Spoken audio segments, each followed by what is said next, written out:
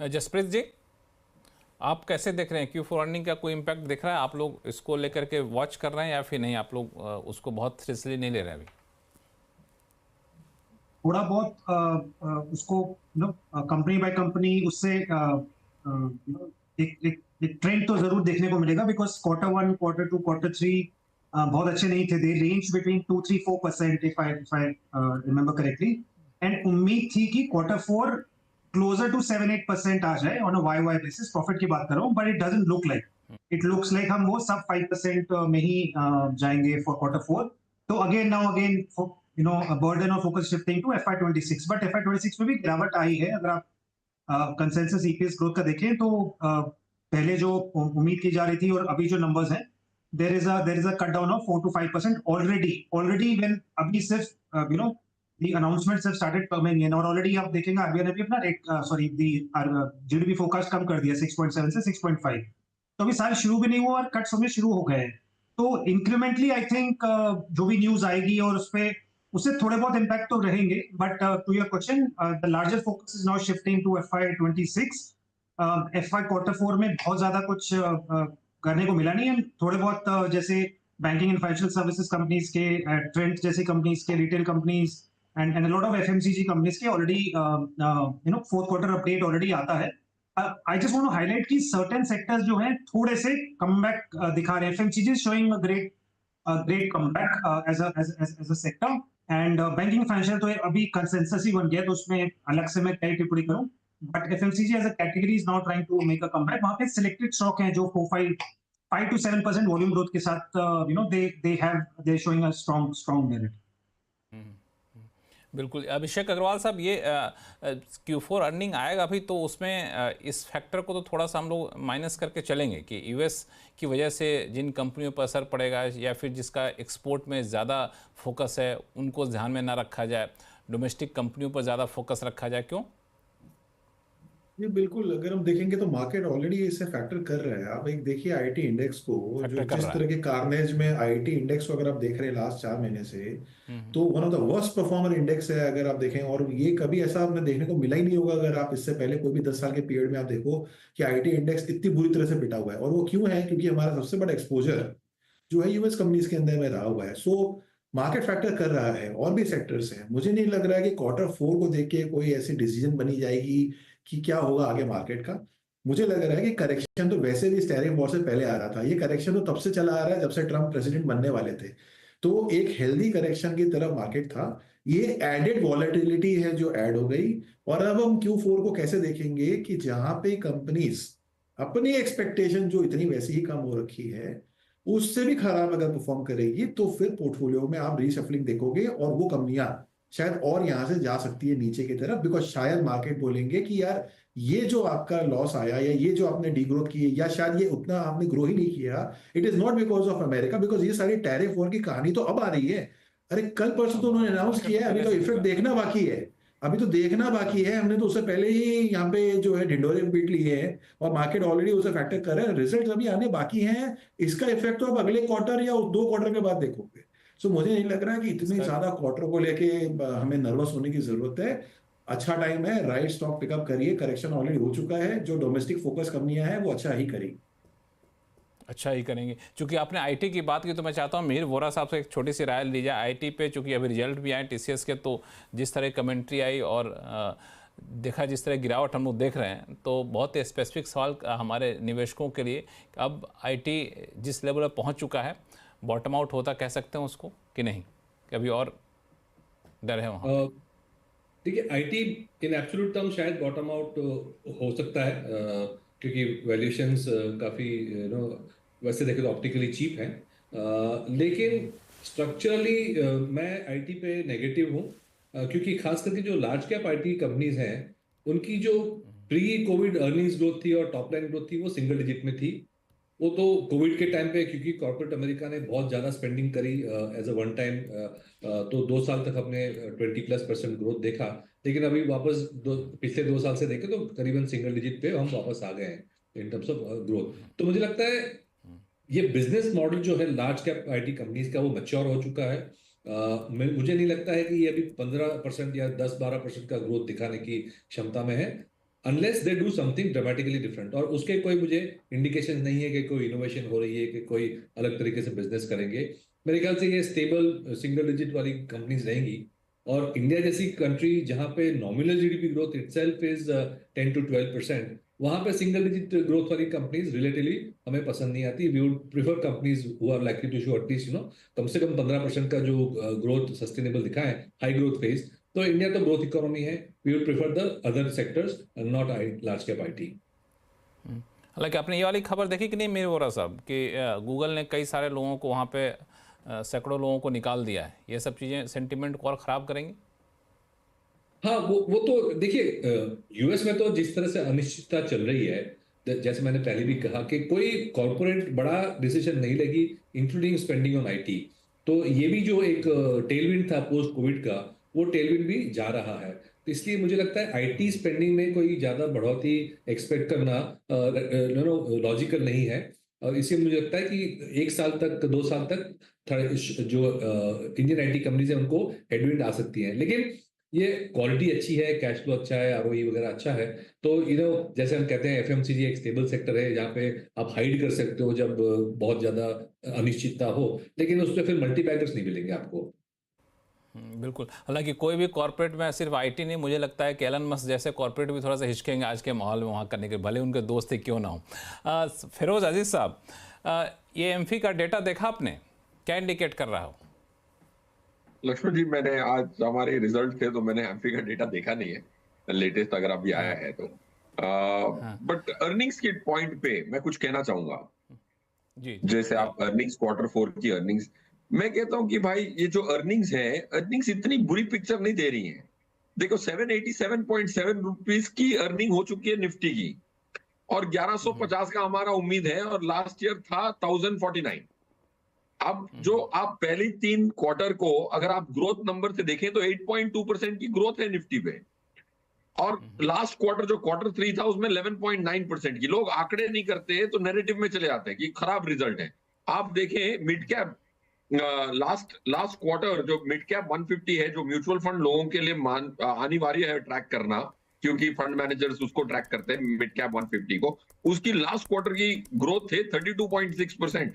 Okay, 104 रुपए कमाए थे quarter on quarter previous year, और 138.7 की कमाई आई है मिड कैप 150 की। So point I am trying to make is, अगर आप अर्निंग्स देख रहे हैं 4 इंपॉर्टेंट इंडेक्सेस की, निफ्टी की और म्यूचुअल फंड के 3 इंडेक्स जो टियर 1 इंडेक्स कहते हैं, NSE 500 के 3 टुकड़े जो कहते हैं सबसेट्स हैं, उनकी अर्निंग्स है पहले 9 महीने की निफ्टी की 8.2, 787 रुपीज, निफ्टी 100 की 794 रुपीज, 7.3% ग्रोथ, मिड कैप 150 की 15.5% ग्रोथ, स्मॉल कैप 250 की 6.8% ग्रोथ। ये मैं 3 तिमाहियों की बात कर रहा हूं, और निफ्टी की अर्निंग्स मेरे हिसाब से 1154 की उम्मीद है, and that should happen hopefully. तो अर्निंग्स इतनी बुरी नहीं है जो नैरेटिव बनाया गया है, इतनी बुरी नहीं है यहाँ पे। जसप्रीत जी आपके पास आऊँगा, लेकिन मैं जो सवाल लेके गया था फिरोज साहब के पास एमफी के डेटा को लेकर, अभिषेक अग्रवाल साहब आपने देखा वो डेटा, जिस तरीके के ट्रेंड उभर कर सामने आए हैं, वो ट्रेंड क्या कहते हैं कि एक बार फिर से इक्विटी में लोगों का निवेश बढ़ना शुरू हुआ है, इक्विटी म्यूचुअल फंड में लोग ज़्यादा आ रहे हैं, तो आप लोगों ने अपना पर्स अब इक्विटी की तरफ खोल दिया है? देखिए, होना ये है कि हमारे इंडिया के जो निवेशक हैं वो स्मार्ट हो चुके हैं। उन्हें कोई हमारे जैसे पैनलिस्ट चाहिए नहीं बताने के लिए कि आपको कब खरीदना चाहिए, क्या खरीदना चाहिए, because they are able to track themselves very well. क्योंकि आज डिजिटल जमाना हो चुका है, हर चीज फिंगर टिप्स पे अवेलेबल है। ऐसा चैनल, आपके जैसे चैनल जो है इम्प्रॉम्प्टली सब कुछ बता देते हैं, तो लोग बहुत वेल इन्फॉर्म्ड है और उन्हें मालूम है कि इंडिया की स्टोरी इंटैक्ट है। अगर हम कभी भी देख लें, कोई भी पीरियड में देख लें, अल्टीमेटली एक समय के बाद पैसा हमने बनाया ही है। और ये जो 25,000 26,000 करोड़ की SIP हर महीने आती है, ये उसके टेस्टामेंट है कि लोगों को पैसा बनता वो दिख रहा है, तभी तो ये जारी है। So I would always comment on a long term trend, क्योंकि लॉन्ग टर्म ट्रेंड जो होता है वो वैलिडेशन होता है लॉन्ग टर्म थीम को लेके कि लॉन्ग टर्म में पैसे बनेंगे कि नहीं बनेंगे, और उसके लिए ये कैश फ्लो या इस तरह का मंथली फ्लो बहुत ही मायने रखता है। कुछ थोड़ा ब्लिप, थोड़ा इधर थोड़ा उधर, इससे ज्यादा कुछ मुझे नहीं लगता है कि मैटर करता है। कहीं ना कहीं कॉन्फिडेंस हिलता है, कुछ कुछ तो नए प्लेयर्स भी हैं मार्केट में, तो वो भी एक बार घबराएंगे क्योंकि उन्होंने 2020 का शायद, या तो उस समय 2020 नहीं देखा या 2008 नहीं देखा, या उससे पहले का साइकिल नहीं देखा, तो ठीक है, ऐसे तो होना ही है कि मार्केट अगर गिरेगा तो कहीं ना कहीं किसी ना किसी का तो इम्पैक्ट आना ही है, बट इतनी डरने वाली बात नहीं है। जो ये नंबर भी आ रहा है और जिस तरह से ये सालों साल ग्रो हुआ है, मुझे लग रहा है कि इस पे ज्यादा भरोसा रखना चाहिए, रादर देन कि हम ये सोचें कि कितना बड़ा आउटफ्लो हो गया। कंसर्निंग है, बट इतना बड़ा कंसर्निंग भी नहीं है, अनलेस ये ट्रेंड नहीं बन जाए डाउनवर्ड की तरफ। हालांकि अब लोग वनडे और टेस्ट क्रिकेट पर ज़्यादा फोकस करते नहीं, 2020 पे ज़्यादा करते हैं, इसीलिए बहुत लंबा डेटा देख के लोग चलते हैं नहीं। लेकिन एक चीज़ जो आप शुरू से हमारे चैनल पे, हमारे इसी शो में कई बार कहते भी रहे हैं, मिड कैप स्मॉल कैप को लेकर के, और इसमें तो बड़ा अच्छा डेटा निकल कर आया। मैं देख रहा था कि मिड कैप में मंथ ऑन मंथ बेसिस पे 1% का और स्मॉल कैप में 10% की बढ़ोतरी देखने को मिली है। खुश हैं आप? तो ये बात हुई है, मैंने पहले भी कहा था कि लार्ज कैप के अंदर में जो है ज्यादातर जो सेलिंग आ रही है वो एफआईआईज की है, और मिड एंड स्मॉल कैप में आप डोमेस्टिक इन्वेस्टर्स, डीआई इंस्टीट्यूशन को देखोगे तो वहां पे उनको पता है कि कहाँ पे ग्रोथ है। सो ये नेचुरल है। मैं एकदम भी सरप्राइज नहीं हूँ ये देखने में, क्योंकि मार्केट एक मेच्योरिटी लेवल पे आ चुका है जहां करेक्शन में भी ये पता है कि कहाँ पे हमें जाके मूव करना है। कोई घर पे पैसा लेके नहीं जा रहा है, अल्टीमेटली आप हैंड चेंज कर रहे हैं, सेक्टर रोटेशन कर रहे हैं या इटसेल्फ कैटेगरी रोटेशन कर रहे हैं, तो उसमें ये बहुत ही पॉजिटिव ट्रेंड है। एंड मुझे लग रहा है ये ट्रेंड आपको आगे भी बनता हुआ दिखेगा, बिकॉज वहां पे अभी बहुत सारी वैल्यू बाकी है। ये जो करेक्शन मार्केट में आई, अगर आप देखोगे Nifty versus small cap and mid cap, जो गैप है इन दोनों के, तीनों सेक्टर के बीच में, वो मैसिव है। एंड अब वहां पे कैचअप होगा, और मुझे लग रहा है रिकवरी आप देखोगे। ये जितनी भी बातें हम कर रहे हैं रेलेवेंट नहीं होगी आज से 3 महीने बाद। जो चल रहा है वो चल रहा है, वो आज की स्टोरी है जो हम डिस्कस कर रहे हैं, मगर आप चिंता ना करें, मार्केट बाउंस बैक करेगा, और बहुत जल्दी हम कुछ और ही डिस्कशन कर रहे होंगे, जो अगले 12 महीने की अर्निंग्स होगी उसके ऊपर बातें हो रही होंगी। बिल्कुल मार्केट आगे बढ़ेगा, कहीं कोई अभी जो डिस्कशन कर रहे हो 3 महीने बाद बहुत रिलेवेंट रहेगा ना। जसप्रीत अरोड़ा साहब, आप भी ऐसा ही कुछ मान के चल रहे हैं कि आपको कहीं शंका दिख रही है? नहीं सर, मतलब नियर टर्म, मतलब वो वी डिस्कस की वोलेटिलिटी जरूर रहेगी, but from a 1 to 2 years perspective बहुत ज्यादा कोई फियर नहीं है as such, because as long as earnings growth. Immediate term में Jaspreet ji, crude oil prices का कुछ इंपैक्ट दिख रहे हैं कि नहीं, फायदा मिलता दिख रहा है कि नहीं हम लोगों को? डेफिनेटली बिकॉज वही एक चीज है जो फ्रॉम अगर डिमांड थोड़ा सा टेपर डाउन होता है, जो थोड़ा बहुत ऑब्वियसली एक्सपेक्टेशन है कि डिमांड थोड़ा सा टेपर डाउन हो जाएगा, तो रॉ मटेरियल में वो एक जरूर एक एलिमेंट है जो इंडिया को हेल्प करेगा, बिकॉज अभी कंसिस्टेंटली वो $70 के नीचे चल रहा है crude, and that is obviously beneficial for India. सिर्फ इसमें अगर आप डॉलर इंडेक्स देखेंगे, just to put things in perspective, वो अभी 100 के नीचे आ गया, which is multi month low, जो हम लोग काफी ट्रैक करते हैं, वो पॉजिटिव है। But the same time Mir sir ने बोला जो बॉन्ड यील्ड्स है वो 4.15 का शायद बॉटम बना के, यूएस की वो 4.4 प्लस हो गई है। तो आई थिंक ये दो तरफ से खिंचाव आ रहे हैं, which is from a data point which is pulling in different sides. But to your earlier question, sir, the crude is very beneficial. वो अब हमारे लिए बहुत, और अगर डॉलर रेट भी अगर 86 से क्लोजर 83 है, डॉलर इंडेक्स पे क्या आपने कहा? बड़ा अच्छा पॉइंट आपने बताया, उसको थोड़ा सा एलैबोरेट करेंगे? So we were always between 95, not always, but a large part of the last year, 96 to 100. And last 6 months में we moved from 100 to 110, I think. वो off late 104 पे settle हुआ था. In the last 1 week it has come down below 100. Below 100, and below 100 is a steady state where economies like India, emerging economies like India benefit. तो that is a very good sign. That shows the stability. And वो VIX का भी I think Aziz Firoz sir ने बोला, वोल्टेन index भी देखिए ना, काफी 25 तक गया था शायद इंडिया VIX इंडेक्स, और अभी वापस 20 पे आ गया VIX। हम तो मतलब 60-70 वाले VIX देखे हुए, तो 20 तो क्या है हमारे लिए, मतलब we are comfortable zone. There no need to worry from a 6 to 12 months view. 1 से 2 साल ना मिले 6 to 12 months के हिसाब से बहुत ज्यादा लग नहीं रहा, ऐसा डर नहीं लग रहा। We are far more better prepared because we've seen a lot of shake-ups in the last 1 year. I mean again, Firoz identified that beautifully. उस रेंज में 4000 का रेंज हमने इतना ज्यादा दे दिया ना कि now we are prepared. Now we are fully prepared. बिल्कुल। अब चूंकि हम लोग शो में एक मोटा मोटी आइडिया दर्शकों को दे दिए हैं कि बाजार कहाँ है, कहाँ जा रहा है, कहाँ पे दिक्कतें हैं, कहाँ पे चुनौतियाँ हैं, लेकिन अब तो हर कोई तो मोटा मोटी यही सवाल पूछेगा कि इतना कुछ सुनने के बाद हमें ये बता दीजिए कि पैसे वैसे लगाने हो तो लगाना शुरू कर दें, तो कहाँ पैसा लगा दें? फिरोज अजीज साहब, आप ही से शुरू करता हूँ ये सवाल। बिल्कुल सर, मेरे हिसाब से तो मैं कहूँगा कि अगर आपके पास 3 से 5 साल का भी पैसा हो तो आपको एटलीस्ट 70% इक्विटी में लगाना चाहिए आज की करंट स्थिति में। That's point. 3 से 5 साल का हो मतलब पैसा जो है, अगर आपकी अवधि हाँ हाँ 3 से 5 साल की भी अवधि हो, अच्छा 3 साल तो 5 साल आपको के इन्वेस्टमेंट 70% करना है। पैसा इक्विटी में लगाना है। इक्विटी में डायरेक्ट इक्विटी अच्छा ना लगाएं, क्योंकि वो 70 रुपए आपके वो हाँ हाँ 140 जितना घुमाएंगे फिराएंगे आपको। म्यूचुअल फंड में हाँ हाँ करोगे तो वो व्हीकल में बम्पी राइड इतनी नहीं होगी, राइट? सो 70-30 कह रहा हूं कि 3 से 5 साल हो तो एसेट एलोकेशन 70 मिनिमम इक्विटी में रखें। सेकंड, उसमें भी म्यूचुअल फंड लेंगे तो उसकी जो उतार चढ़ाव होगी वो दूसरे अलग जरियों के, इक्विटी को तो घुसने के काफी जरिए हैं। डायरेक्ट इक्विटी खरीद लिया, पीएमएस खरीद लिया, म्यूचुअल फंड खरीद लिया, एनपीएस के माध्यम से इक्विटी खरीद लिया। म्यूचुअल फंड के माध्यम से खरीदोगे तो फिर उतार चढ़ाव कम रहेगी, तो सोने में आसानी होगी अगले 3-5 साल के लिए। That's point 2। पॉइंट 3, अब म्यूचुअल फंड खरीदना है तो कौन सी कैटेगरी का खरीदना है? ज्यादा पैसे हो तो 3-4 कैटेगरी है। अगर एक ही कैटेगरी खरीदने के पैसे हो तो मल्टी कैप खरीदें। एसआईपी एक ही के पैसे हो तो मल्टी कैप खरीदें, दूसरे के पैसे हो तो फ्लेक्सी कैप खरीदें, तीसरे के पैसे हो तो लार्ज कैप खरीदें, चौथे के पैसे हो तो मिड कैप खरीदें। ये 4 स्कीमें खरीदें, 4 कैटेगरी की स्कीमें खरीदनी। फिर रहा सवाल एक मुश्त खरीदूं या एसआईपी करूं। मैं तो ये मान रहा हूं कि भाई 21,800 से मैं कह रहा हूं कि मार्केट जो है अगर लोअर एंड पे मिलती है, हमने 24 साल का डेटा देखा कि अगर भगवान आपको कह देते कि भाई आज ही लोएस्ट लेवल है निफ्टी की, अगरचे कह देते, तो हमारे पास जिज्ञासा थी, तो हमने कहा ये 1 साल बाद रिटर्न क्या बनी होती अगर उस दिन खरीदते, तो 44% की एवरेज रिटर्न बनी है, और सबसे वर्स्ट 11 बनी है, और सबसे बेस्ट 92%। तो लोवेस्ट रेंज के इर्द गिर्द ही घूम रहे हैं हम। 21,800 की लोवेस्ट रेंज थी लास्ट पूरे फाइनेंशियल ईयर की। तो ऐसे मौके पे खरीदोगे एक मुश्त, तभी तो पैसा बनेगा। और अच्छे दाम और अच्छी खबरें साथ नहीं आती, ये मान के चले। मैंने लास्ट 24 साल के सबसे बुरे दिन के अखबार निकाल के देखे, किसी की बड़ी हिम्मत चाहिए उस दिन खरीदने के लिए, और हिम्मत वाला ही पैसे बनाता। तो मैं ये कहूंगा कि एसेट एलोकेशन देख लें, और प्रोडक्ट कैटेगरीज पे मैंने बता दी। स्कीम बोलेंगे तो अगले, अब दूसरों को बोलने का नहीं मौका देता हूँ, बिकॉज धीर सर बैठे हैं। इसके मैं आगे आऊँगा, बाकी लोगों से भी यही सवाल पूछूंगा, लेकिन मैं चाहता हूँ ब्रेक पे चला जाऊँ। इस बीच बाकी हमारे जो पैनलिस्ट हैं वो और भी फाइन ट्यून कर लें कि क्या दर्शकों को सलाह देंगे। लौटते छोटे से ब्रेक के बाद, कहीं जाइएगा नहीं।